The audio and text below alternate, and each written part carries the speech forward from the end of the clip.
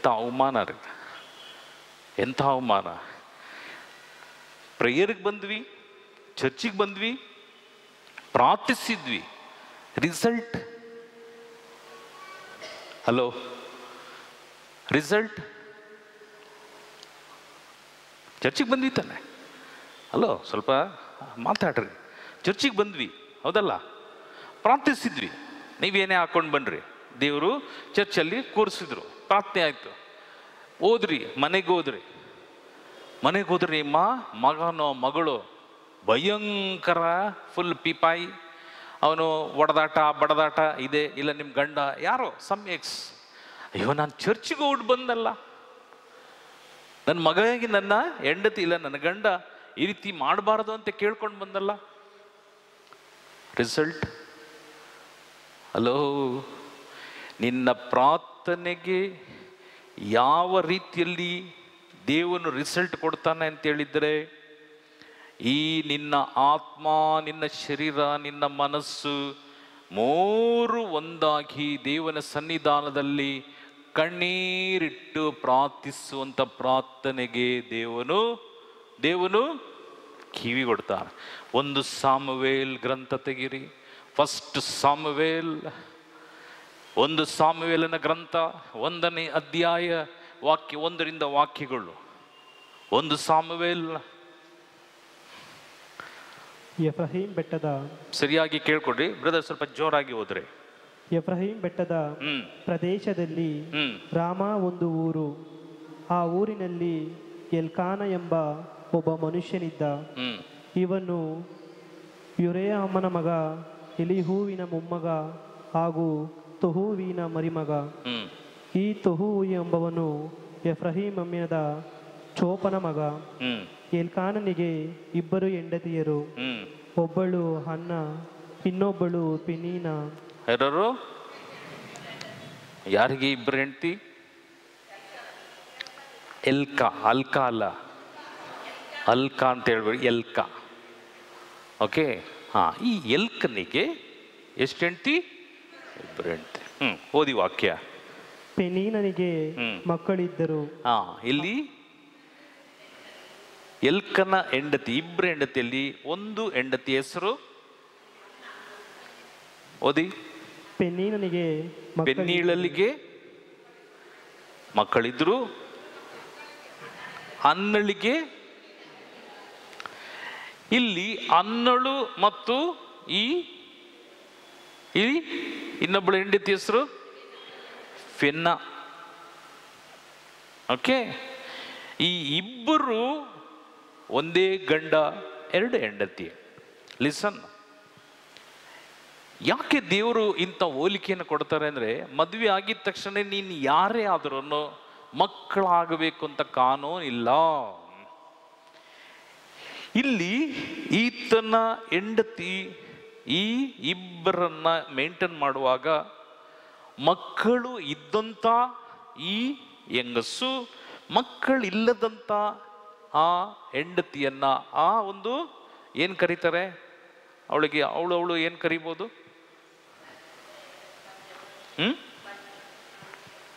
ಹಂಗಲ್ಲ, ಅಕ್ಕ ತಂಗಿರ. ಅದಾದ್ಮೇಲೆ ಸವತಿ, ಇಲ್ಲಿಯ ಪ್ರಕಾರ ಹೌದಲ್ಲ. ಹಲೋ, ನಮ್ಮ ಸವತಿ ನನ್ನ ಗಂಡಂದು ಸೆಕೆಂಡ್ ಇಲ್ಲ ಫಸ್ಟ್ ಆಯಿತು. ಸಿಕ್ಕಾಪಟ್ಟೆ ತೊಂದರೆ ಕೊಡೋಕ್ಕೆ ಶುರು ಮಾಡಿದ್ರು. ಕಾರಣ ಯಾಕೆಂದರೆ ನನಗೇನಿದೆ, ಮಕ್ಕಳಿದೆ ಎಂಬುದಾಗಿ ಈ ಅನ್ನಳಿಗೆ ಇವಳು ಹಿಂಸೆ ಕೊಡಲಿಕ್ಕೆ ಶುರು ಮಾಡಿದ್ರು. ಅನ್ನಳು ಯಾರಿಗೂ ಹೇಳಿಲ್ಲ. ಅನ್ನಳು ದಿನಂಪ್ರತಿ ಸರ್ವೇಶ್ವರನಲ್ಲಿ ಮೊರೆ ಇಡ್ತಾ ಇಲ್ಲ, ಯಾರಿಗೂ ಹೇಳಲಿಲ್ಲ, ಗಂಡನಿಗೂ ಹೇಳಿಲ್ಲ, ಅಳ್ತಾ ಕೂತಿದ್ಲು. ಅದನ್ನು ನೀವು ಮನೆಗೆ ಹೋಗಿ ಓದ್ಕೊಳ್ರಿ. ಅಳ್ತಾ ಕೂತಿದ್ದಾಗ ಗಂಡ ಕೇಳಿದ, ಯಾಕಮ್ಮ ಅಳ್ತೀಯ? ನಿಂದು ಇನ್ನೊಂದು ಹೆಂಡತಿ ಇದ್ದಾಳಲ್ಲ, ದಿನಂಪ್ರತಿ ಹಿಂಸೆ ನನಗೆ ಸಹಿಸಕ್ಕಾಗ್ತಾ ಇಲ್ಲ, ನಾನು ಸಾಯ್ಬೇಕೋ ಬದುಕಬೇಕೋ ಗೊತ್ತಿಲ್ಲ, ಸಾಯ್ಬೇಕೋ ಬದುಕೋಬೇಕೋ ಗೊತ್ತಿಲ್ಲ ನನಗೆ. ದಯವಿಟ್ಟು ಇದು ಸರ್ವೇಶ್ವರನ ಸರಿ ಮಾಡಬೇಕು. ಯಾಕೆ ಹೇಳ್ತೀಯ? ನಾನಿದ್ದೀನಲ್ಲ, ನಾನು ನಿನಗೆ ಮಗುವಾಗಿದ್ದೀನಲ್ಲ. ಗಂಡ ಹೇಳುವಂಥ ಮಾತು, ನಾನು ನಿನಗೆ ಬಂಚೆ ಅಂತ ತಿಳ್ಕೊಳ್ಬೇಡ, ನಾನೇ ಮಗುವಾಗಿ ನಿನಗಿದ್ದೀನಲ್ಲ. ಅದು ಒಪ್ಪಂಥದ್ದು ಸಮಾಜ ಒಪ್ಪಲ್ಲ. ನನಗೇ ಆದಂಥ ಒಂದು ಮಗು ಬೇಕು. ಓದಿ ಬ್ರದರ್ ವಾಕ್ಯ, ಗಮನ ಇಟ್ಟು ಕೇಳ್ರಿ. ದೇವರಿಗೂ ಮನುಷ್ಯನ ಕಾರ್ಯದಲ್ಲಿ ಪ್ರಾರ್ಥನೆಗೆ ಯಾವ ರೀತಿಯಲ್ಲಿ ಸದ್ದುತ್ತರ ಇದೆ? ಅಣ್ಣ ತಮ್ಮ, ಹೆಂಡತಿಯಲ್ಲಿ ಒಂದು ಗಂಡ ಎರಡು ಹೆಂಡತಿ, ಎರಡು ಹೆಂಡತಿಯಲ್ಲಿ ತಾರತಮ್ಯ ಮಾಡುವ ಹಾಗೂ ಮಕ್ಕಳಿಲ್ಲದ ಬಂಚೆ, ಯಾವ ರೀತಿಯಲ್ಲಿ ದೇವನ ಆಶೀರ್ವಾದವನ್ನು ಪಡೆಯುವಂಥದ್ದು, ಯಾವ ರೀತಿಯಲ್ಲಿ ನನ್ನ ಚರ್ಚಿಗೆ ಬಂದಾಗ, ನಿನ್ನ ಮನೆಯಲ್ಲಿ ಪ್ರಾರ್ಥನೆ ಮಾಡುವಾಗ ನಿನ್ನ ಪ್ರಾರ್ಥನೆಗೆ ಯಾವ ರೀತಿಯಲ್ಲಿ ಸದ್ದುತ್ತರ ದೇವನು ಕೊಡ್ತಾನೆ ಎಂಬುದಾಗಿ ವಾಕ್ಯಗಳು. ದೇವನ ಬೈಯಂಗಿಲ್ಲ. ಏನು ಚರ್ಚೆಗೆ ಹೋಗಿದ್ದು, ಏನು ಸಿಗ್ತದೆ ನನಗೆ, ಏನು ಸಿಗತ್ತೆ, ಏನು ಕೊಟ್ಟರು? ನೋ, ದೇವರನ್ನ ಕೆಣಕುವ, ದೇವರನ್ನ ಪ್ರಶ್ನಿಸುವ ಅಧಿಕಾರ ನಮಗಿಲ್ಲ. ಇಲ್ಲಿ ಎಲ್ಲರೂ ಇದ್ದೀರಿ, ಎಲ್ಲರೂ ಇದ್ದೀರಿ.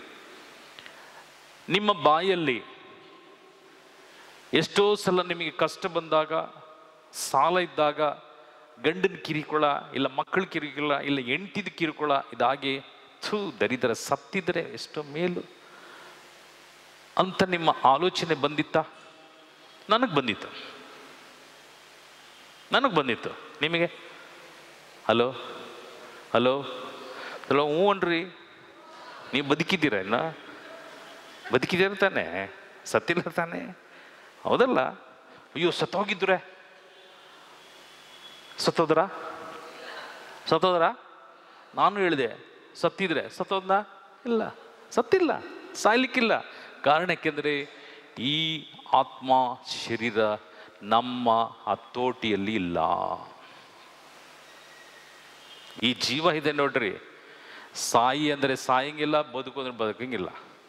ನಮ್ಮ ಕೈಲಿಲ್ಲ. ಯಾರ ಕೈಯಲ್ಲಿ? ಇದಕ್ಕೆ ಒಬ್ಬ ಓನರ್ ಇದ್ದಾನೆ. ಈ ಆತ್ಮಕ್ಕೆ, ಈ ಜೀವಕ್ಕೆ ಒಂದು ಓನರ್. ಆ ಓನರೇ ಅಲ್ಲಿ, ಆ ಓನರ್ ತೀರ್ಮಾನ ಮಾಡಬೇಕು. ಸಾಕು ಬಾ ಅಂದರೆ ಕ್ಲೋಸ್, ಹೆಣ. ಇಲ್ಲಿ ಅನ್ನ, ಈ ಭಯಂಕರವಾದಂಥ ಶೋಷಣೆ, ಭಯಂಕರವಾದಂಥ ವ್ಯತ್ಯಾಸ ಹಾಗೂ ನಾನಾ ರೀತಿಯಲ್ಲಿ ಕಷ್ಟವನ್ನು ಅನುಭವಿಸುವಂಥ ಅನ್ನಳ ಮೊರೆ. ಓದಿ ಬ್ರದರ್ ವಾಕ್ಯ, ಜೋರಾಗಿ ಓದಿ. ಆದರೆ ಅಣ್ಣಳಿಗೆ ಇರಲಿಲ್ಲ. ಎಲ್ಕಾನನು ಪ್ರತಿ ವರ್ಷ ರಾಮದಿಂದ ಶಿಲೋವಿಗೆ ಹೋಗಿ ಸೇನಾಧೀಶ್ವರರಾದ ಸರ್ವೇಶ್ವರ ಸ್ವಾಮಿಗೆ ಬಲಿದಾನವನ್ನು ಸಮರ್ಪಿಸಿ ಆರಾಧಿಸುತ್ತಿದ್ದನು. ಅಲ್ಲಿ ಎಲೀಯನ ಮಕ್ಕಳಾದ ಒಫ್ನಿ, ಫಿನೇಸಾನ ಎಂಬವರು ಸರ್ವೇಶ್ವರನ ಯಾಜಕರಾಗಿದ್ದರು. ಎಲ್ಕಾನನು ಬಲಿ ಅರ್ಪಿಸಿದಾಗಲೆಲ್ಲ ತನ್ನ ಹೆಂಡತಿಯಾದ ಪಿನ್ನಾಳಿಗಾಗೂ ಆಕೆಯ ಎಲ್ಲ ಗಂಡು ಹೆಣ್ಣು ಮಕ್ಕಳಿಗೂ ಬಲಿ ಭೋಜನದ ಒಂದೊಂದು ಭಾಗವನ್ನು ಕೊಡುತ್ತಿದ್ದ. ಅವನು ಅಣ್ಣಳನ್ನು ಬಹಳವಾಗಿ ಪ್ರೀತಿಸುತ್ತಿದ್ದರೂ ಒಂದು ಭಾಗವನ್ನು ಮಾತ್ರ ಆಕೆಗೆ ಕೊಡುತ್ತಾ ಇದ್ದನು. ಆದರೆ ಏಕೆಂದರೆ ಸರ್ವೇಶ್ವರ ಆಕೆಗೆ ಮಕ್ಕಳನ್ನು ಕೊಟ್ಟಿರಲಿಲ್ಲ. ಇದಲ್ಲದೆ ಸರ್ವೇಶ್ವರ ನಿನ್ನನ್ನು ಬಂಜೆಯಾಗಿ ಮಾಡಿದ್ದಾರೆ ಎಂಬ ಚುಚ್ಚು ಮಾತುಗಳಿಂದ ನೋಯಿಸುತ್ತಿದ್ದಳು. ಅವನ ಸವತಿಯಾದ ಪೆನ್ನೀನಳು. ವರ್ಷವೂ ಇದು ಹಾಗೆಯೇ ನಡೆಯುತ್ತಿತ್ತು. ಸರ್ವೇಶ್ವರನ ಮಂದಿರಕ್ಕೆ ಹೋದಾಗಲೆಲ್ಲ ಪೆನ್ನೀನಳು ಅಣ್ಣಳನ್ನು ಕೆಣಕುತ್ತಿದ್ದಳು. ಇದರಿಂದಾಗಿ ಒಮ್ಮೆ ಅಣ್ಣಳು ಊಟ ಮಾಡಲೊಲ್ಲದೆ ಅಳುತ್ತಾ ಇದ್ದಳು. ಇಲ್ಲಿ ಆಲಿಕೆ ಬಂದಾಗಲೂ ಬಿಡ್ಲಿಲ್ಲ. ವಾಕ್ಯ ಕ್ಲಿಯರ್. ಈಗ ಓದಿದ್ದು ಹಂಗೆ ಓದಿ ಬ್ರದರ್, ಈಗ ಓದಿದ್ರಲ್ಲ ಅದಕ್ಕೆ ಮೇಲೆ ಓದಿ. ಸರ್ವೇಶ್ವರನ ಮಂದಿರಕ್ಕೆ ಹೋದಾಗಲ್ಲ ನೋಡಿದ್ರ? ಎಲ್ಲಿ? ಸರ್ವೇಶ್ವರನ ಮಂದಿರಕ್ಕೆ ಬಂದ್ರು. ಮನೆಯಲ್ಲಿ ಹಿಂಸೆ ಮಾಡಿದ್ಲು, ಮನೆಯಲ್ಲಿ ಹಿಂಸೆ ಇತ್ತು, ರೋಡಲ್ಲಿ ಹಿಂಸೆ ಇತ್ತು, ಜನರ ಮಧ್ಯದಲ್ಲಿ ಹಿಂಸೆ ಇತ್ತು. ಸರ್ವೇಶ್ವರನ ಆಲಯಕ್ಕೆ ಬಂದಾಗಲೂ ಏನಾಯ್ತು? ಓದಿ ವಾಕ್ಯ. ಪೆನ್ನೀಳಳು ಅನ್ನಳನ್ನು ಕೆಣಕುತ್ತಿದ್ದಳು. ಕೆಣಕ್ತಾನೇ ಇದ್ಲು.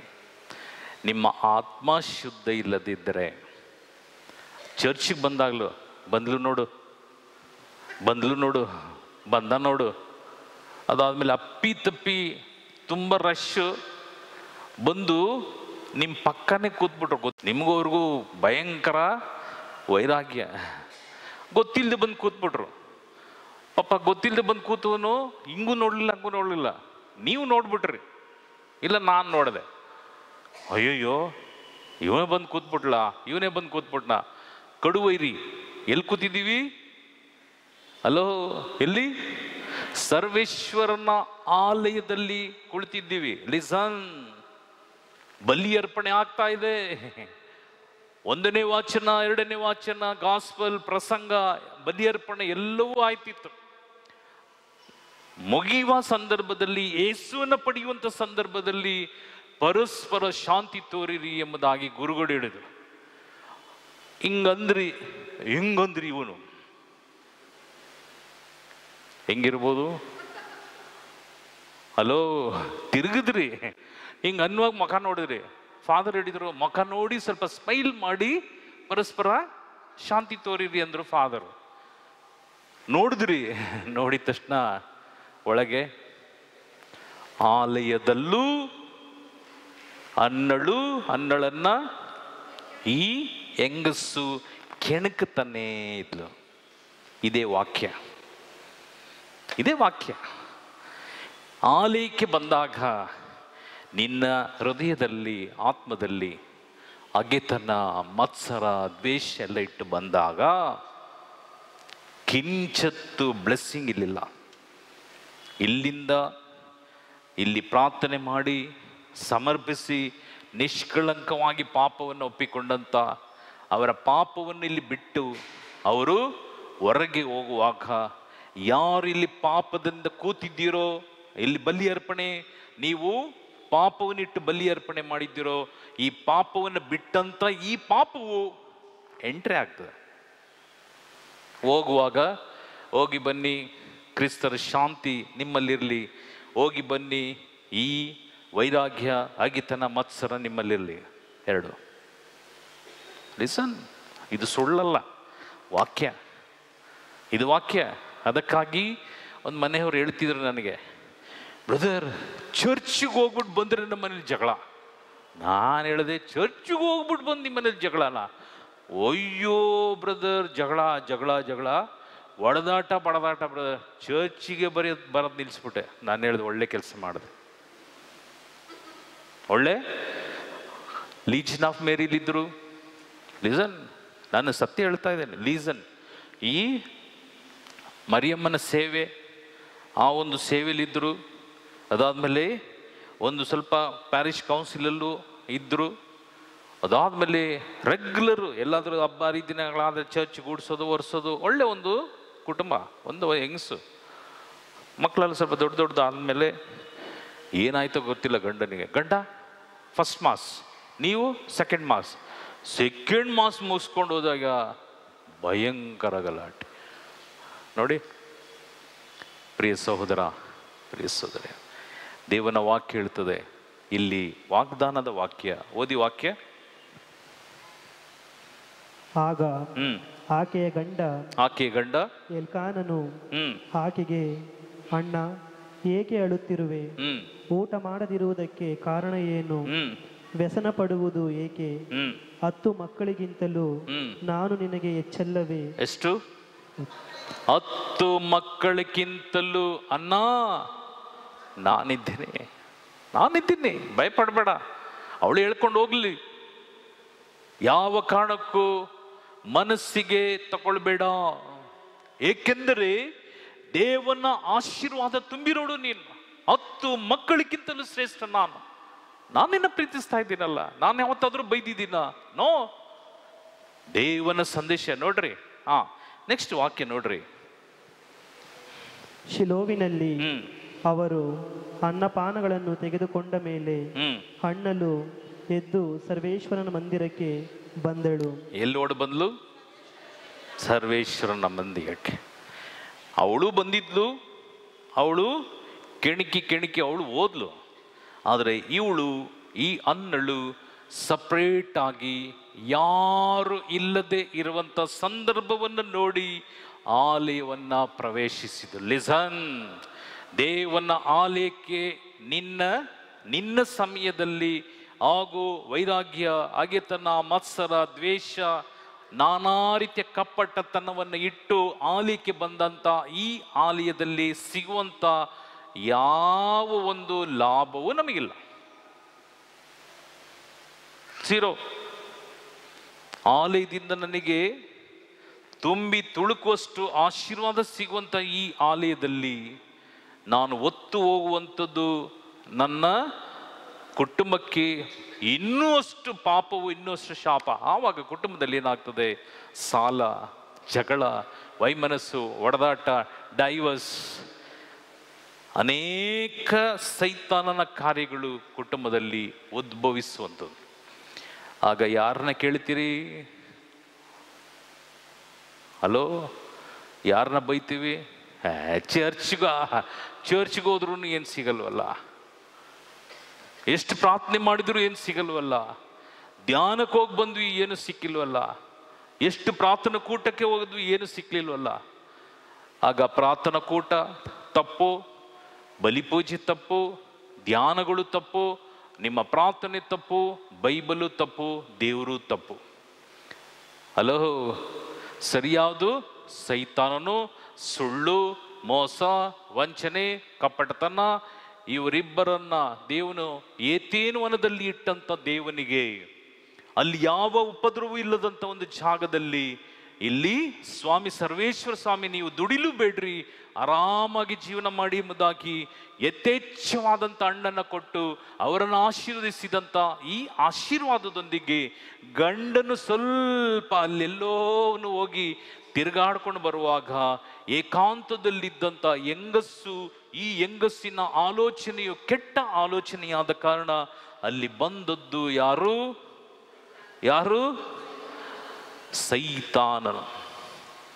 ಗಂಡಸನ್ನ ಕೆಣಕ್ಲಿಲ್ಲ, ಯಾರನ್ನ ಕೆಣಕ್ತು?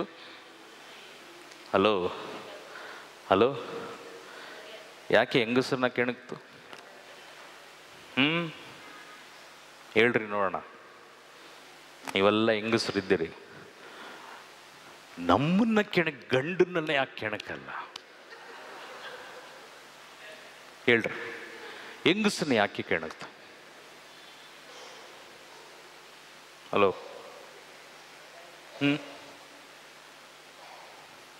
ಬೆಳಗ್ಗೆ ಗಂಟೆ ಕೂತರು ನಿಮ್ಮ ಹತ್ರ ಉತ್ತರ ಇರಲ್ಲ. ನಾನು ಹೇಳ್ತೀನಿ.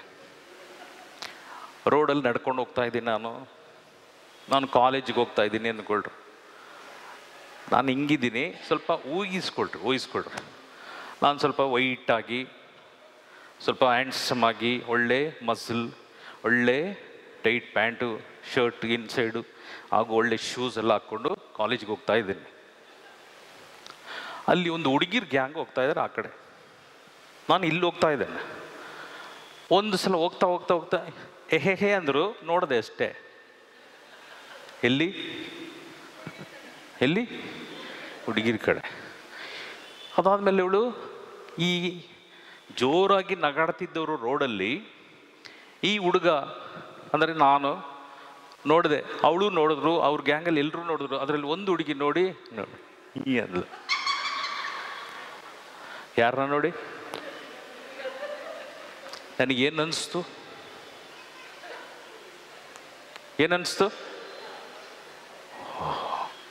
ನನ್ನ ನೋಡಿ ನಗ್ತಾ ಇದೆಯಲ್ಲ. ನನಗೆ ಮನಸ್ಸಿಲ್ಲ. ನಾನು ಹೋಗ್ತಿರೋದು ಕಾಲೇಜ್ ಮುಗಿಸಿದ ಮೇಲೆ ರೋಡಲ್ಲಿ ಹೋಗ್ತಾ ಇದ್ದೇನೆ. ಇದು ಡೈಲಿ ನಮ್ಮ ವಾಕಿಂಗ್. ಆದರೆ ಈ ಗ್ಯಾಂಗು ಆ ಕಡೆ ಇದ್ದಾರೆ, ಆ ಕಡೆ ಫುಟ್ಪಾತಲ್ಲಿ. ಅವರು ಕೆ ಈ ಸಿಸ್ಟರ್ ನಗಿದ್ರ ಆ ಥರ ಕೆ ನಗುದ್ರು. ಆಗ ನನ್ನ ಮನಸ್ಸೇನಾಯಿತು, ನನ್ನ ನೋಡಿ ನಗ್ತಾ ಇದ್ದಾಳೆ. ಎಗೈನ್ ನೆಕ್ಸ್ಟ್ ಡೇ ನಾನು ಕಾಲೇಜ್ ಮುಗಿಸಿ ಅದೇ ಸಮಯಕ್ಕೆ ಬರುವಾಗ ಅವರೇನಾದರೂ ಸಿಕ್ಕಿದ್ರೆ ನಾನು ಏನು ಮಾಡ್ತೀನಿ, ಅವ್ರನ್ನೇ ನೋಡ್ತೀನಿ. ಆಗ ಅವಳು ಯಾರನ್ನು ನೋಡಿದೆ, ಆಗ ಹೊತ್ತು ಅವಳೊಬ್ಬಳೇ ಇದ್ದಾಳೆ, ನಾನೊಬ್ಬನೇ ಇದ್ದೇನೆ. ಆಗ ಅಲ್ಲಿ ಕೇಕೆ ಆಗಲಿಕ್ಕೂ ನಗಲಿಕ್ಕೂ ಫ್ರೆಂಡ್ಸ್ ಇಲ್ಲ.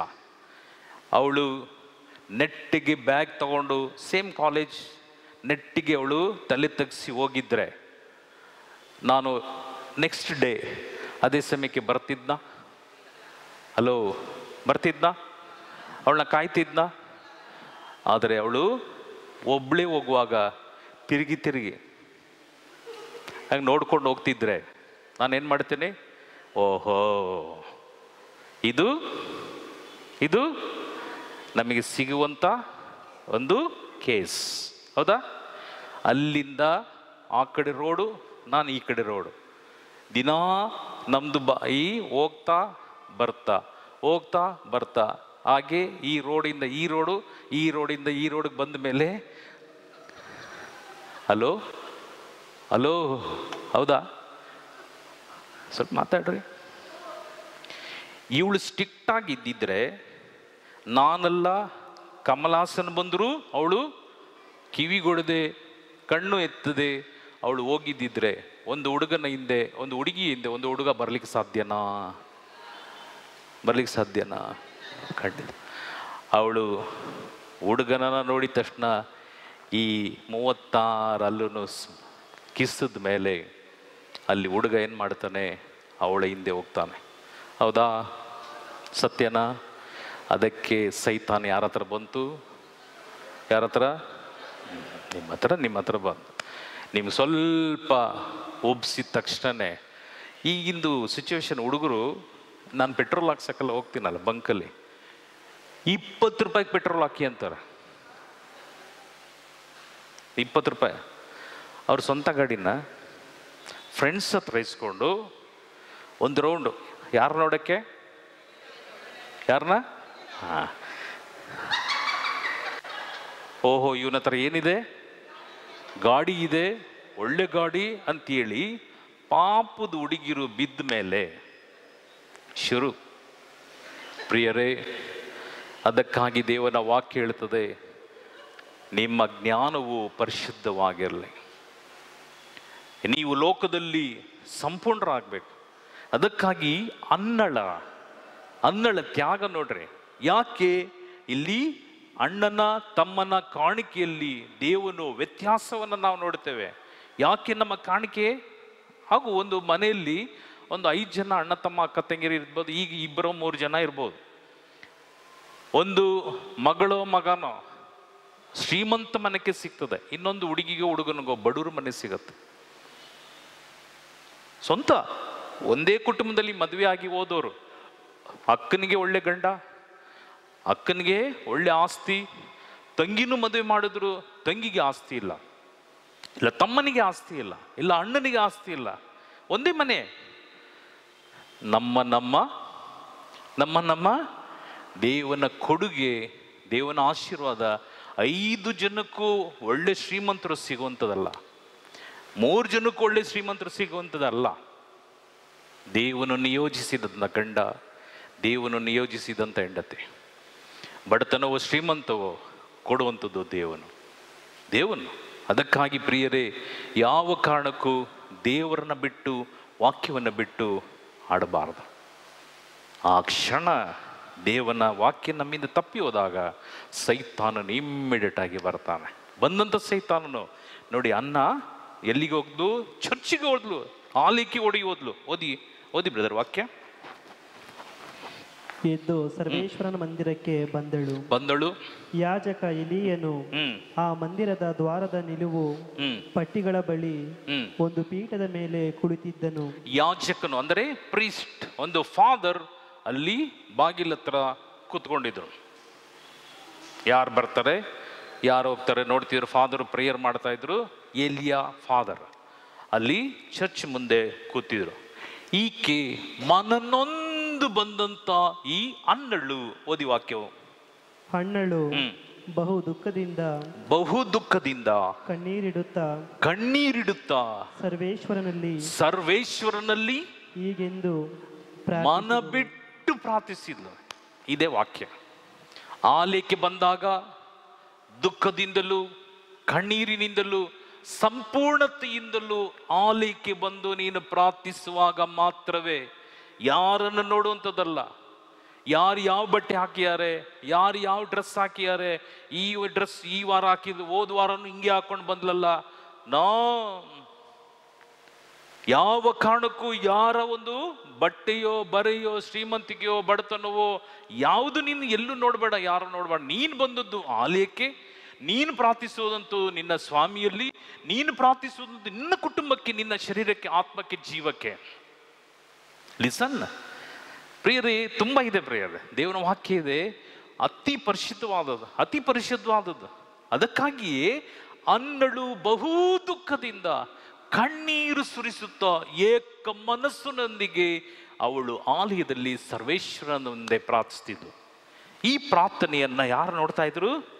ಫಾದರ್ ನೋಡ್ತಾನೆ ಇದ್ರು.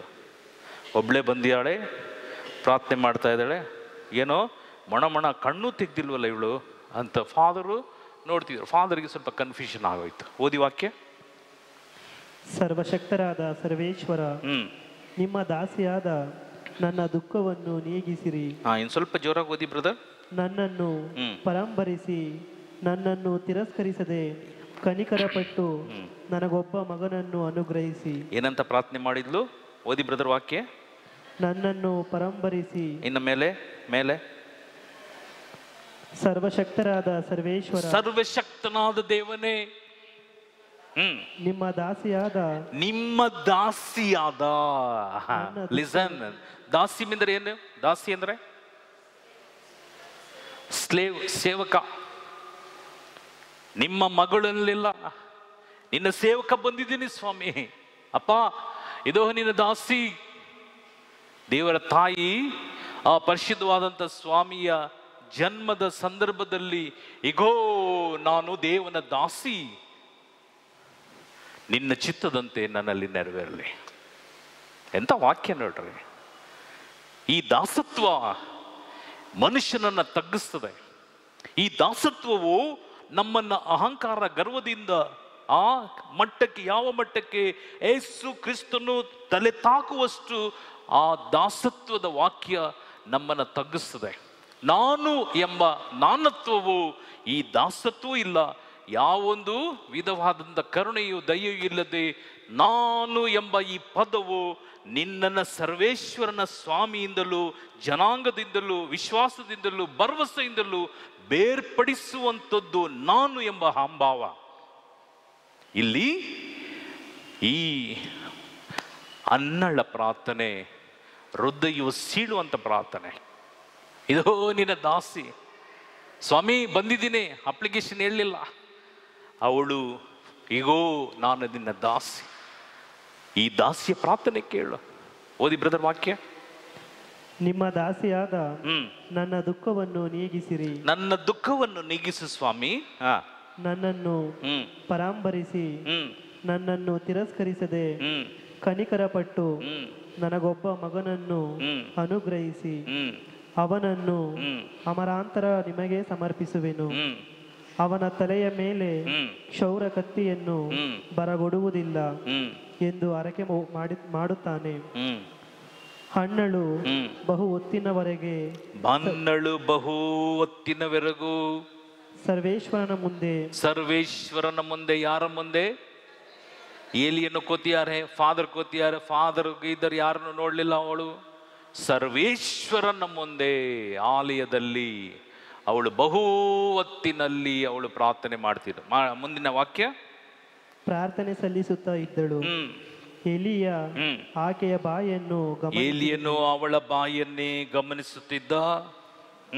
ಆಕೆಯು ಹೃದಯ ಅಂತರಾಳದೊಂದಿಗೆ ಪ್ರಾರ್ಥಿಸುತ್ತಿದ್ದಳು. ಆಮೇಲೆ ತುಟಿಗಳು ಅಲುಗಾಡುತ್ತಿದ್ದವು. ತುಟಿಗಳು ಮಾತ್ರ ಅಲುಗಾಡುತ್ತಿದ್ದವು. ಶಬ್ದ ಮಾತ್ರ ಕೇಳಿಸುತ್ತಿರಲಿಲ್ಲ. ಹೊರಗೆ ಬರ್ತಿಲ್ಲ. ಯಾರು? ಆ ಫಾದರ್ಗೆ ಏಲಿಯನಿಗೆ ಕೇಳಿಸಲಿಲ್ಲ. ಆಮೇಲೆ ಆದುದರಿಂದ ಇವಳು ಕುಡಿದಿರಬೇಕೆಂದು ತಿಳಿದು ಓದಿ ವಾಕ್ಯ. ನಿನ್ನ ಕುಡಿತದ ಅಮಲು ಇನ್ನೂ ಇಳಿಯಲಿಲ್ಲವೇ? ದ್ರಾಕ್ಷಾರಸದ ನಶೆ ನಿನ್ನನ್ನು ಬಿಟ್ಟು ಹೋಗಲಿ ಎಂದನು. ಇಲ್ಲಿ ನೋಡ್ರಿ, ಫಾದರ್ ನೋಡ್ತಿದ್ರು, ಕನ್ಫ್ಯೂಷನ್ ಆಗೋಯ್ತು. ತುಂಬಾ ಹೊತ್ತಿಂದ ಪ್ರೇಯರ್ ಮಾಡ್ತಾ ಇದ್ರಲ್ಲ, ತುಟಿ ಮಾತ್ರ ಅಲ್ಲಾಡ್ತಿದೆ. ಏನ್ ಬರಲಿಲ್ಲ? ಸೌಂಡ್ ಬರಲಿಲ್ಲ. ಬಂದರು. ಏಯ್ ಅನ್ನ, ಏನು ನೈಟ್ ಚೆಂದ ಕುಡಿದ್ಬಿಟ್ಟು ಬಂದಿದೆಯಲ್ಲ, ಇನ್ನು ಆ ಅಮಲು ಇಳಿಲ್ವ ನಿನಗೆ? ಏನು ಎಲ್ಲಿ ಬಂದು ನೀನು ಈ ಅಮಲೇರಿ ನೀನು ಪ್ರಾರ್ಥನೆ ಮಾಡ್ತಿದ್ದೀಯ? ನೋಡಲು ಎಲಿಯ ಫಾದರ್ ಕುಡ್ದಿಲ್ಲ ನಾನು. ಏನಂತ ತಿಳ್ಕೊಂಡ್ರಿ? ನಾನು ಅಮಲೇರಿ ಬಂದಿದ್ದೀನ? ನೋ, ನನ್ನ ದುಃಖವನ್ನ ನಿಮ್ಮ ಮುಂದೆ ಅಲ್ಲ, ನನ್ನ ಸೇನಾಧೀಶ್ವರ ಸರ್ವೇಶ್ವರನ ಮುಂದೆ ತಗ್ಗಿಸಿಕೊಂಡು ಹಂಚಿಕೊಳ್ತಿದ್ದೇನೆ. ಪ್ಲೀಸ್ ಆ ಮಾತು ಬೇಡ, ದಯವಿಟ್ಟು ಆ ಮಾತು ಹೇಳ್ಬಿಡ್ರಿ. ನಾನು ಅಮ್ಮಲೇರಿ ಕುಡಿದು ಈ ಆಲಯಕ್ಕೆ ಬರುವವಳಲ್ಲ, ನಾನು ಸರ್ವೇಶ್ವರನ ಮುಂದೆ ನನ್ನ ದುಃಖವನ್ನು ತೋಡ್ಕೊಳ್ತಿದ್ದೀನಿ. ಸರ್ವೇಶ್ವರನ ಆ ಕೃಪಾ ವರವನ್ನು ಸಿಗ್ಲಿಕ್ಕಾಗಿ ನಾನು ಪ್ರಾರ್ಥಿಸ್ತಾ ಇದ್ದೇನೆ. ನೆಕ್ಸ್ಟ್ ಮರು ಉತ್ತರ ನೋಡ್ರಿ. ಮರು ಉತ್ತರ ಓದಿ ವಾಕ್ಯ. ಆಕೆ, ಇಲ್ಲ ಸ್ವಾಮಿ, ನಾನು ಕುಡಿದಿಲ್ಲ. ಇಲ್ಲ ಸ್ವಾಮಿ, ನಾನು ಕುಡಿದಿಲ್ಲ. ನಾನು ಬಹಳ ದುಃಖ ಪೀಡಿತಳು. ದ್ರಾಕ್ಷಾರಸವನ್ನಾಗಲಿ ಬೇರೆ ಯಾವ ಮದ್ಯವನ್ನಾಗಲಿ ಕುಡಿಯವಳಲ್ಲ ನಾನು. ನನ್ನ ಮನೋವೇದನೆಯನ್ನು ಸರ್ವೇಶ್ವರನ ಮುಂದೆ ತೋಡಿಕೊಳ್ಳುತ್ತಾ ಇದ್ದೇನೆ. ನನ್ನ ವೇದನೆಯನ್ನು ಜನರ ಮುಂದೆ ಅಲ್ಲ, ಸರ್ವೇಶ್ವರನ ಮುಂದೆ ತೋಡಿಕೊಳ್ತಿದ್ದೇನೆ. ನಿಮ್ಮ ದಾಸಿಯಾದ ನನ್ನನ್ನು ಅಯೋಗ್ಯಳೆಂದು ನೆನೆಸಬೇಡಿ. ಅಲ್ಲಿ ದೇವರ ಹತ್ರನೂ ನಿನ್ನ ದಾಸಿ, ಗುರುಗಳ ಬಳಿಯಲ್ಲೂ ನಿನ್ನ ದಾಸಿಯಾದ ನಾನು ಯಾವ ಕಾರಣಕ್ಕೂ ಅಮಲೇರಿ ಕುಡಿದು ಬಂದು ನಿಂತವಳಲ್ಲ, ಪ್ರಾರ್ಥನೆ ಮಾಡೋಳಲ್ಲ. ಸ್ವಾಮಿ ಪ್ಲೀಸ್ ನನ್ನ ಮೇಲೆ ತಪ್ಪು ತಿಳ್ಕೊಳ್ಬೇಡ್ರಿ, ತಪ್ಪು ಭಾವನೆ ಬೇಡ. ನೆಕ್ಸ್ಟ್ ಮರು ಉತ್ತರ. ಈವರೆಗೂ ನನ್ನ ಅತಿಯಾದ ಚಿಂತೆಯನ್ನು ವ್ಯಥೆಯನ್ನು ಹರಕೆ ಮಾಡಿಕೊಳ್ಳುತ್ತಿದ್ದೆ. ಅತಿಯಾದ ಚಿಂತೆಯನ್ನು, ಅತಿಯಾದ ವ್ಯಥೆಯನ್ನು, ಚಿಂತೆ ಬೇರೆ ವ್ಯಥೆ ಬೇರೆ, ಇದು ಎರಡನ್ನು ನಾನು ದೇವರಿಗೆ ಸಮರ್ಪಣೆ ಕಾಣಿಕೆಯನ್ನು ಸಮರ್ಪಿಸಿದ್ದೇನೆ. ಒಂದು ಚರ್ಚಿಗೆ ಬಂದಾಗ, ನಿಮ್ಮ ಪ್ರಾರ್ಥನೆಗೆ ಕೂತಾಗ ದೇವನ ವಾಕ್ಯ ಹೇಳ್ತದೆ, ನಿನ್ನ ನಿಷ್ಕಳಂಕ ಪ್ರಾರ್ಥನೆ ಇದು ಶುದ್ಧಿ ಇದ್ದರೆ ದೇವನ ವಾಗ್ದಾನ ಹೇಳ್ತದೆ ತಥಾಸ್ತು ತಥಾಸ್ತು. ಕಾರಣಕ್ಕೆಂದರೆ ಏಲಿಯನ್ನು ತಿಳ್ಕೊಂಡಿದ್ದು ಕುಡಿದಿಯಾಳೆ ಅಂತೇಳಿ. ಅದೇ ಕ್ಷಣ ಅವಳು ಹೇಳಿದ್ಲು, ನಾನು ಕುಡಿಯೋಳು ಅಲ್ಲ, ಆ ವಾಸನೆಯು ನನಗೆ ಆಗೋದಿಲ್ಲ. ಆ ಏಲಿಯನ್ನು ಆಶೀರ್ವದಿಸುವಂಥ ಆಶೀರ್ವಾದ, ಒಂದು ಗುರು ಆಶೀರ್ವಾದ ಕೊಡುವಂಥ ಆ ಆಶೀರ್ವಾದ ನಮ್ಮನ್ನು, ನನ್ನ ಕುಟುಂಬವನ್ನು ದೇವನಲ್ಲಿ ನಿಷ್ಕಳಂಕ ಪ್ರಾರ್ಥನೆಯೊಂದಿಗೆ ಪ್ರಾರ್ಥಿಸಿದಂಥ ಪ್ರಾರ್ಥನೆಗೆ ಮರು ಉತ್ತರವೇ ಒಂದು ದೇವ ಸೇವಕನಾಗಲಿ, ಒಂದು ಗುರುವಾಗಲಿ, ಒಂದು ಯಾರೇ NEX ಅಲ್ಲಿ ಆಶೀರ್ವಾದ ಇರಲಿ ಎಂಬುದಾಗಿ ಹೇಳುವಾಗ ಆ ನೇರ ಆಶೀರ್ವಾದ ನಮಗೂ ಪ್ರತಿಯೊಬ್ಬರಿಗೂ ಅಲ್ಲಿ ಬಿಡುಗಡೆ, ಅಲ್ಲಿ ಸಂಪೂರ್ಣ ಸ್ವಸ್ಥತೆ, ಸಂಪೂರ್ಣ ಬಿಡುಗಡೆ. ಇದಕ್ಕಾಗಿಯೇ ದೇವನ ವಾಕ್ಯ ಹೇಳ್ತದೆ, ಆಲಯಕ್ಕೆ ಬಂದಾಗ ನಿನ್ನ ಹೃದಯವು, ನಿನ್ನ ಆತ್ಮವು ಸರ್ವೇಶ್ವರನಲ್ಲಿ ತುಂಬಲಿ. ಬಲಗೈ ಮೇಲೆ ಮಾಡಿ price the lord. Hallelujah, hallelujah. ಏಕೆಂದರೆ ಇದು ದೇವನ ಆಲಯ, ಚರ್ಚ್ ದೇವನ ಆಲಯ, ದೇವನ ವಾಸ ಮಾಡುವಂಥ ಜಾಗ. ಇಲ್ಲಿ ನನ್ನ ಅಶುದ್ಧವಾದ ಕಾರ್ಯ ಇಲ್ಲ, ಶುದ್ಧ. ನನ್ನ ಆತ್ಮವು ದೇವನ ಸಾನ್ನಿಧ್ಯವನ್ನು ಮುಟ್ಟಬೇಕಾದರೆ ನನ್ನ ಆತ್ಮವನ್ನು, ನನ್ನ ಶರೀರವನ್ನು, ನನ್ನ ಹೊರನೋಟದ ಈ ಕಣ್ಣುಗಳು, ಅದಕ್ಕೆ ಹೇಳೋದು ಮನುಷ್ಯನ ಈ ದೇಹಕ್ಕೆ ಎರಡು ಬಾಗಿಲು, ಒಂದು ಸೈತಾನನ ಎಂಟ್ರಿ, ಇನ್ನೊಂದು ದೇವರ ಎಂಟ್ರಿ. ಇಬ್ಬರು ನಮ್ಮನ್ನು ಕಾಯುವಂಥವ್ರೆ, ಇಬ್ಬರು ಕಾಯುವಂಥ ಈ ಒಂದು ಆತ್ಮ ಶರೀರವನ್ನು ಇಲ್ಲಿ ದೇವನ ವಾಕ್ಯ ಹೇಳ್ತದೆ. ಏಲಿನ ಒಂದು ಗಿಫ್ಟ್ ಕೊಡ್ತಾನೆ. ಓದಿ ಬ್ರದರ್, ಓದಿ ವಾಕ್ಯ. ಆಗ ಏಲಿ ಆಕೆಗೆ ಸಮಾಧಾನದಿಂದ ಹೋಗು. ಇಲ್ಲಿ ಲಾಸ್ಟ್ ಅಲ್ಲಿ ಫಾದರ್ ಏನ್ ಹೇಳ್ತಾರೆ?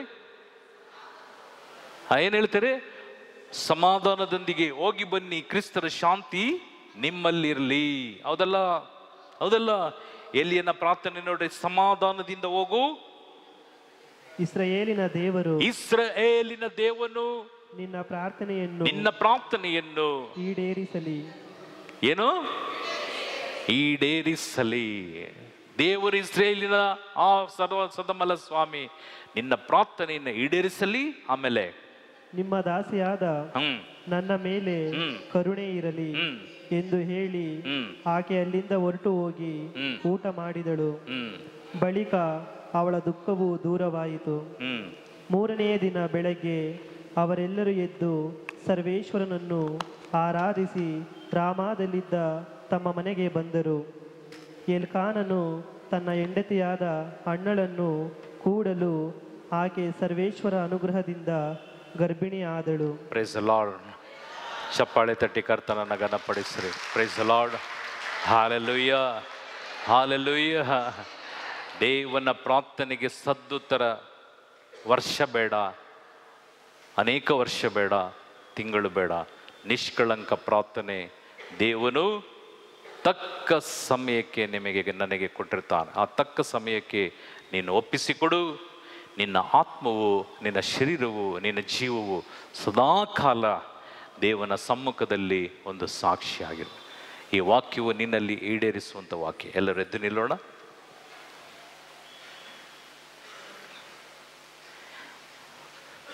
ನಿಮ್ಮ ಅಗತ್ಯವಾದ ಕಾರ್ಯಗಳನ್ನು ನಾನು ಕಳೆದ 3 ವಾರದಿಂದ ಹೇಳ್ತಿದ್ದೇನೆ. ನೀವು 3 ಇಂಟೆನ್ಷನನ್ನು ನಿಮಗಾಗಿ ನಾವು ಪ್ರಾರ್ಥಿಸೋರಾಗಿರ್ತೇವೆ ಎಂಬುದಾಗಿ. ಯಾರಾದರೂ ಕೊಂಡು ಬಂದಿದ್ದೀರಿ? ಬರೆದು 3 ಇಂಟೆನ್ಷನ್ ಬರೆದು ತಂದಿದ್ದೀರಾ? ತಂದಿರೋರು ತೊಗೊಂಡು ಬನ್ನಿರಿ. ಪ್ರಾರ್ಥನೆ ಆದಮೇಲೆ ತೊಗೊಂಡು ಬಂದು ನಮಗೆ ಕೊಡ್ರಿ. ಅಯ್ಯೋ ಬ್ರದರ್ ನಮಗೆ ಗೊತ್ತಿಲ್ಲ ಅನ್ನೋರು ಬರುವ ವಾರ ನಾನು ಇರೋದಿಲ್ಲ, ಯಾಕೆಂದರೆ ಡಿವೈನ್ಗೆ ಹೋಗ್ತಾ ಇದ್ದೇನೆ. ಅದಕ್ಕೆ ನಾನು ಕರೆಕ್ಟ್ 3ನೇ ವಾರ ನಾನು ಅದನ್ನು ನಿಮಗೆ ಕೇಳಿದ್ದೆ. ನಿಮ್ಮ 3 ಇಂಟೆನ್ಷನ್ ಬರೆದು ನನಗೆ ಕೊಡ್ರಿ. ಕಾರಣಕ್ಕೆಂದರೆ ನಾನು ಡಿವೈನಲ್ಲಿ ನಾನು ರೆಸ್ಟು ತಗೊಳ್ಳುವಂಥ ಸಮಯದಲ್ಲಿ ನಾನು 6th ಫ್ಲೋರಲ್ಲಿ 24/7 ಪ್ರೇಯರ್ ಆಗ್ತದೆ ಮೇಲೆ. ಅಲ್ಲಿ ನಿಮಗಾಗಿ ನಾವು ಭಾರಪಟ್ಟು ಪ್ರಾರ್ಥಿಸುವುದಕ್ಕಾಗಿಯೇ ಇದನ್ನು ನಾನು ನಿಮಗೆ ಕೇಳಿದೆ. 3 ವಾರ 3 ಇಂಟೆನ್ಷನ್ಗೆ ಬರೆದು ಕೊಡ್ರಿ ಎಂಬುದಾಗಿ. ಅದಕ್ಕಾಗಿ ಬರೆದವರು ತಂದುಕೊಡಿ. ಇಲ್ಲದಿದ್ದರೆ ನಾನು ಶನಿವಾರ ಹೋಗ್ತಾನೆ, ಅಷ್ಟರೊಳಗೆ ನನ್ನ ಮನೆಗಾದರೂ ತಲುಪಿಸಿ, ಇಲ್ಲ ಮೊಬೈಲಲ್ಲಿ ನನಗೆ ವಾಟ್ಸಪ್ ಮಾಡಿರಿ. ನಾನು ನಿಮ್ಮ ಕುಟುಂಬವನ್ನು ದೇವರ ಪಾದಕ್ಕೆ ಇಟ್ಟು ಪ್ರಾರ್ಥಿಸ್ತೇನೆ. ದೇವರು ನಿಮ್ಮೆಲ್ಲರನ್ನು ಆಶೀರ್ವದಿಸಲಿ. ಕಣ್ಣುಗಳನ್ನು ಮುಚ್ಚುತ್ತಾ ನಿಮ್ಮ ಅಗತ್ಯವಾದ 3 ಕಾರ್ಯಗಳನ್ನು ದೇವನ ಪಾದಕ್ಕೆ ಸಮರ್ಪಿಸಿಕೊಡಿ. ದೇವರು ಈ ರಾತ್ರಿ ನಮ್ಮೆಲ್ಲರನ್ನ ಆಶೀರ್ವದಿಸುವಂಥ ರಾತ್ರಿ. ನಮ್ಮೆಲ್ಲರ ಬದುಕನ್ನು ದೇವನು ಅನುಗ್ರಹಿಸಿ ಆಶೀರ್ವದಿಸಿ ಸಕಲ ಪಾಪಗಳಿಂದಲೂ ಶಾಪಗಳಿಂದಲೂ ರೋಗದಿಂದಲೂ ನಮ್ಮನ್ನು ಬಿಡುಗಡೆ ಮಾಡುವಂಥ ಈ ರಾತ್ರಿ ಆಗಿದೆ. ವಾಕ್ಯವನ್ನು ನಾವು ಕೇಳಿದ್ದೇವೆ. ಯಾರ ಒಂದು ಕಾಣಿಕೆಯನ್ನು ದೇವನು ಮೆಚ್ಚಿದರು. ಕಾಣಿಕೆ ಅಂದರೆ ದುಡ್ಡು ಮಾತ್ರ ಅಲ್ಲ, ನಿನ್ನ ಆತ್ಮ. ನಿನ್ನ ಆತ್ಮದಲ್ಲಿ ಅಡಗಿರ್ತಕ್ಕಂಥ ಪರಿಶುದ್ಧತೆ, ನಿನ್ನ ಆತ್ಮದಲ್ಲಿ, ನಿನ್ನ ಜೀವಿತದಲ್ಲಿ, ನಿನ್ನ ಬದುಕಿನಲ್ಲಿ ಇರುವಂಥ ಶುದ್ಧತೆಯೇ ಅದು ದೇವನಿಗೆ ಒಪ್ಪಿಸು. ಲೋಕದ ಕಾರ್ಯ, ಲೋಕದ ಜ್ಞಾನ, ಲೋಕದ ಮಕ್ಕಳು ಅವರು ಒಂದೊಂದು ಕ್ಷಣವೂ ಅವರು ಅಪೇಕ್ಷಿಸುವಂಥದ್ದು ದುರಾಸೆ, ದುರ್ನಡತೆ, ಪಾಪದ ಜೀವಿತ, ಹಣ, ಆಸ್ತಿ, ಅಂತಸ್ತು, ಈ ಲೋಕದ ಆಮೇಶಗಳಿಗೆ ದೇವರನ್ನ, ಕುಟುಂಬವನ್ನ, ಸಭೆಯನ್ನ, ವಾಕ್ಯವನ್ನ ಎಲ್ಲವನ್ನ ತಿರಸ್ಕರಿಸಿ ಸೈತಾನನ್ನ ಹಿಂದೆ ಹೋಗುವಂಥದ್ದೇ ಲೋಕದ ಬಾಗಿಲು. ಪ್ರಿಯ ಸಹೋದರ, ಪ್ರಿಯ ಸಹೋದರಿಯೇ, ನೀನು ನಿಂತಿರುವಂಥ ಜಾಗವು ಅತಿ ಪರಿಶುದ್ಧವಾದದ್ದು. ಈ 3 ನಿನ್ನ ಒಂದೊಂದು ಯೋಚನೆಗಳನ್ನು ದೇವನಿಗೆ ಒಪ್ಪಿಸಿಕೊಡು. ಈ ರಾತ್ರಿ ನಮ್ಮೆಲ್ಲರನ್ನ ಆಶೀರ್ವದಿಸಿ ಅನುಗ್ರಹಿಸಲಿ ಎಂಬುದಾಗಿ ಪ್ರಾರ್ಥಿಸೋಣ. ಪ್ರಾರ್ಥಿಸುವಾಗ ದಯವಿಟ್ಟು ಕ್ಲೈಮ್ ಮಾಡ್ರಿ, ಆಮೇನ್ ಅಂತ ಹೇಳ್ರಿ. ದೇವರು ನಿಮ್ಮನ್ನು ಅನುಗ್ರಹಿಸುವಂಥ ರಾತ್ರಿ, ದೇವರು ನಿಮ್ಮ ಜೊತೆ ಮಾತನಾಡುವಂಥ ಈ ರಾತ್ರಿ, ದೇವರು ನಮ್ಮನ್ನು ಅಭಿಷೇಕದಲ್ಲಿ ನಮ್ಮನ್ನು ನಡೆಸುವಂಥ ರಾತ್ರಿ ಆಗಿರಲಿ. ದೇವರು ಈ ರಾತ್ರಿ ನಮ್ಮೆಲ್ಲರನ್ನ ವಾಕ್ಯವನ್ನು ನಿಮ್ಮ ಹೃದಯದಲ್ಲಿ ಆಳವಾಗಿ ಗ್ರಹಿಸಿಕೊಂಡಂಥ ವ್ಯಕ್ತಿಗಳು, ನೀವು ಅನ್ನಳಿಗೆ ಹೇಳಿದದೇ ವಾಕ್ಯ, ಸರ್ವೇಶ್ವರನಾದ ದೇವನು ನಿನ್ನನ್ನು ಅನುಗ್ರಹಿಸಲಿ ಎಂಬುದಾಗಿ. ಬರುವ ವರ್ಷದಲ್ಲಿ ಈ ದಿನ ನಿನಗೆ ಒಂದು ಮಗು ಇರುವುದು ಎಂಬುದಾಗಿ ದೇವನ ಆ ಸಂದೇಶ. ಅದಕ್ಕಾಗಿ ನೀವು ಸಹ ಈ ಕ್ಷಣ ನಿಮ್ಮ ಅಗತ್ಯಗಳನ್ನು ದೇವನಿಗೆ ಸಮರ್ಪಿಸಿಕೊಡಿ. ಪ್ರಾರ್ಥಿಸುವಾಗ ಕ್ಲೈಮ್ ಮಾಡ್ರಿ, ದೇವರು ನಿಮ್ಮನ್ನು ಅನುಗ್ರಹಿಸಲಿ. ಪ್ರಾರ್ಥಿಸೋಣ. ಪರಿಶುದ್ಧ ದೇವನೇ, ಜೀವದ ಒಡೆಯನೇ, ನಮ್ಮೆಲ್ಲರನ್ನ, ನಮ್ಮ ಕುಟುಂಬಗಳನ್ನ, ನಮ್ಮ ಒಂದೊಂದು ಬೇಡಿಕೆ ಕೋರಿಕೆಗಳನ್ನ ನಿಮ್ಮ ಪಾದಕ್ಕೆ ಸಮರ್ಪಿಸಿಕೊಟ್ಟಿದ್ದೇವೆ ಸ್ವಾಮಿ. ನಮ್ಮೆಲ್ಲರನ್ನ ಆಶೀರ್ವದಿಸು, ನಮ್ಮೆಲ್ಲರನ್ನ ಬಲಪಡಿಸು, ನಮ್ಮೆಲ್ಲರನ್ನ ನಿನ್ನ ಪರಿಶುದ್ಧ ಸಾನ್ನಿಧ್ಯಕ್ಕೆ ನಡೆಸುವಂತ ಒಂದು ಉತ್ತಮವಾದ ಅನ್ನಳ ರೀತಿಯಲ್ಲಿ ನಮ್ಮನ್ನ ಮಾರ್ಪಡಿಸು ಕರ್ತನೆ. ನಮ್ಮ ಪ್ರಾರ್ಥನೆಗೆ ಯಾವ ಅಡ್ಡಿ ಆತಂಕಗಳು, ಯಾವ ಲೋಕದ ಶಕ್ತಿಗಳು ನಮ್ಮನ್ನ ಮುಟ್ಟದಂತೆ ಆ ಒಂದೊಂದು ಕ್ಷಣವೂ ನಮ್ಮನ್ನು ಅನುಗ್ರಹಿಸಲ್ಪಡಲಿ ಕರ್ತನೆ. ನಮ್ಮ ಕಾಣಿಕೆಯನ್ನ ನಿಮ್ಮ ಪಾದಕ್ಕೆ ಸಮರ್ಪಿಸಿ ಕೊಟ್ಟಿದ್ದೇವೆ ಸ್ವಾಮಿ. ನಮ್ಮ ಕಾಣಿಕೆಯನ್ನ ಸ್ವೀಕರಿಸು. ನಮ್ಮ ಹೃದಯ ಎಂಬ ಕಾಣಿಕೆಯನ್ನ, ನಮ್ಮ ಶರೀರ ಎಂಬ ಕಾಣಿಕೆಯನ್ನ, ನಮ್ಮ ಮನಸ್ಸೆಂಬ ಕಾಣಿಕೆಯನ್ನ ನಿಮ್ಮ ಪಾದಕ್ಕೆ ಸಮರ್ಪಿಸಿ ಕೊಟ್ಟಿದ್ದೇನೆ ಸ್ವಾಮಿ. ನಮ್ಮೆಲ್ಲರನ್ನ ಅನುಗ್ರಹಿಸು, ನನ್ನ ಕುಟುಂಬವನ್ನು ಅನುಗ್ರಹಿಸು. ನನ್ನ ಕುಟುಂಬದಲ್ಲಿರುವಂತಹ ನಾನಾ ಪ್ರಶ್ನೆಗಳು, ನಾನಾ ದುಃಖಗಳು, ನಾನಾ ವೇದನೆಗಳು, ನಾನಾ ಸಂಕಟಗಳು, ಸಾಲದ ಹೊರೆಗಳು, ಎಲ್ಲದರಿಂದ ನಮಗೆ ಬಿಡುಗಡೆಯನ್ನು ಅನುಗ್ರಹಿಸು ಕರ್ತನೆ. ನಾನೊಂದು ಉತ್ತಮವಾದಂತಹ ಕ್ರಿಸ್ತನಾಗಿ, ಕ್ರಿಸ್ತಳಿಗೆ ಸಾಕ್ಷಿಯಾಗಿ, ಕ್ರಿಸ್ತನ ಬದುಕೆ ನನ್ನ ಬದುಕಾಗಿ ಮಾರ್ಪಡಿಸುವಂತ ಶಕ್ತಿಯನ್ನ, ಕೃಪೆಯನ್ನ ವರವಾಗಿ ಕರುಣಿಸು ಕರ್ತನೆ.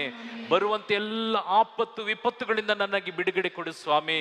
ನನ್ನ ಕುಟುಂಬಕ್ಕೆ ಬರುವಂತ ನಾನಾ ರೀತಿಯ ಆಪತ್ತು ವಿಪತ್ತುಗಳಿಂದ ಬಿಡುಗಡೆ ಕೊಡು ಸ್ವಾಮಿ. ಮರಣಕರವಾದ ವ್ಯಾಧಿಗಳಿಂದ ನನಗೆ ಬಿಡುಗಡೆ ಕೊಡು ಸ್ವಾಮಿ. ಹಾಗೂ ಆಕಸ್ಮಿಕ ಮರಣದಿಂದ ನಮಗೆ ಬಿಡುಗಡೆ ಕೊಡು ಸ್ವಾಮಿ. ಮಾರಕವಾದ ರೋಗದಿಂದ ನಮಗೆ ಬಿಡುಗಡೆ ಕೊಡು ಸ್ವಾಮಿ.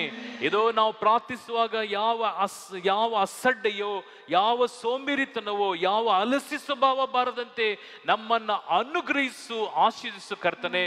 ಇದೋ ಸದಾ ಕಾಲ ನನ್ನ ಒಂದೊಂದು ಕ್ಷಣದ ಪ್ರಾರ್ಥನೆಯೊಂದಿಗೆ ಅನೇಕ